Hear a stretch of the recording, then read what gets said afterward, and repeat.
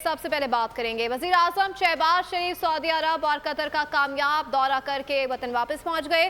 दौरे के दौरान वजीर आजम पाकिस्तान ने कतर की मारूफ कारोबारी शख्सियात से मुलाकातें भी की। दौरे कतर में वजीर आजम ने तवानाई, इंफ्रास्ट्रक्चर और दीगर अहम इक्तिसादी प्रोजेक्ट्स के शो में सरमायाकारी के लिए पाकिस्तान को बेहतरीन मार्केट करार दिया। सऊदी अरब के बाद कतर का दौरा भी कामयाब, तिजारत और सरमायाकारी के लिए नए दौर का आगाज। 2 रोज़ा दौरे के दौरान वज़ीर आज़म पाकिस्तान ने अमीर कतर शेख तमीम बिन हम्माद अल सानी से मुलाकात की। दोनों रहनुमा के दरमियान गैर रिवायती गर्मजोशी देखने में आई। मुलाकात में 2 तरफ़ा ताल्लुकात, तिजारत, सरमायाकारी, तवानाई, सकाफत में ताउन बढ़ाने के लिए मुमकिन ताउन पर गौर हुआ। दोहा में वज़ीर आज़म ने कतरी बिजनेसमैन एसोसिएशन के वफ़द से भी मुलाकात की।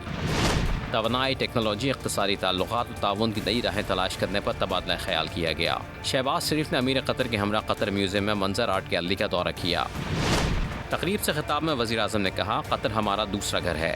नुमाइश से दोनों मुल्कों की सकाफत उजागर करने में मदद मिलेगी। Our countries have long shared a history of mutual respect, collaboration and brotherhood. Due to her deep understanding and appreciation of Pakistan's cultural treasures, which made this exhibition a reality. वज़ीर आज़म की जानिब से आर्ट गैलरी में लगे पाकिस्तानी फनपारों की तारीफ और पजीराई पर कतरी हुक्काम का शुक्रिया अदा किया गया।